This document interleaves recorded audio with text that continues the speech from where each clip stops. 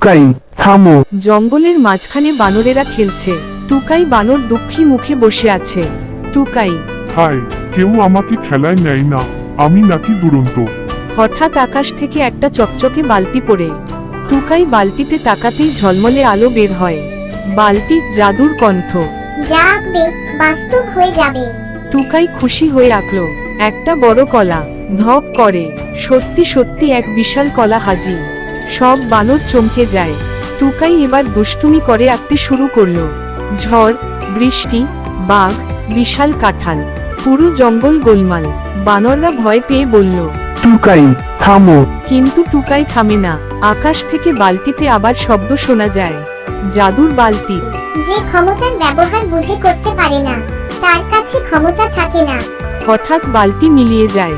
সব আঁকা জিনিসও গায়েব। টুকাই চুপচাপ দাঁড়িয়ে থাকে।